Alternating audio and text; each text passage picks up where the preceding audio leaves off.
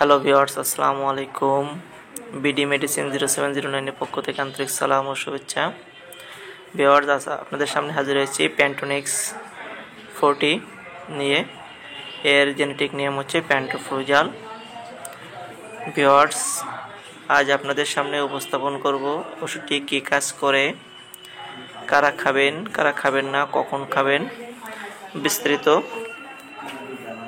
পার্শ্ব প্রতিক্রিয়া সব কিছুই পাবেন এই ভিডিওর মাধ্যমে।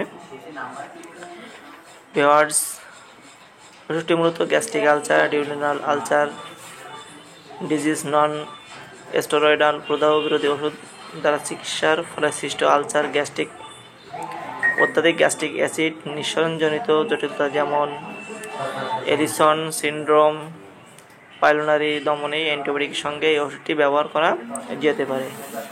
ভিউয়ার্স, এই ওষুধটি মূলত সকালে এবং সন্ধ্যায় খাওয়ার 30 মিনিট আগে সেব্য, সর্বোচ্চ 4 সপ্তাহ পর্যন্ত আপনি সেবন করতে পারবেন এবং অবশ্যই একজন রেজিস্টার্ডভুক্ত চিকিৎসকের পরামর্শ অনুযায়ী সেবন করবেন। আপনার ডক্টর যেভাবে আপনাকে প্রেসক্রিপশন করছেন আপনি সেভাবে সেবন করবেন। আসুন আমরা এই ওষুধটির পার্শ্ব প্রতিক্রিয়া সম্পর্কে একটু জেনে নিই। এই ওষুধটির দীর্ঘমেয়াদী এবং স্বল্পমেয়াদী কিছু পার্শ্ব প্রতিক্রিয়া দেখা যায় যা খুব সহনীয়। সাধারণভাবে মাথা ব্যথা, ডায়রিয়া হতে পারে।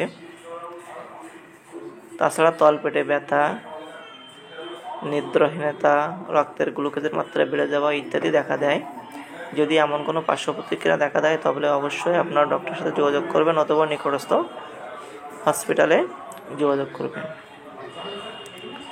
ভিউয়ার্স, গর্ভাবস্থায় স্তন্যদানকালে ব্যবহারের ক্ষেত্রে প্যান্টোপ্রোজাল এর তেমন কোনো গ্রহণযোগ্য পরীক্ষা হয় না,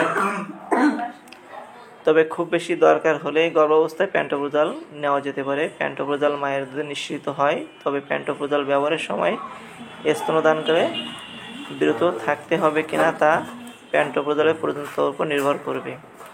আপনার ডক্টর যদি আপনাকে প্রেসক্রিপশন করেন তাহলেই আপনি ওষুধটি সেবন করতে পারবেন। ভিউয়ার্স, যদি ভিডিওটি ভালো লেগে থাকে অবশ্যই লাইক দিবেন, শেয়ার দেবেন এবং কমেন্ট করতে ভুলবেন না। ধন্যবাদ সকল।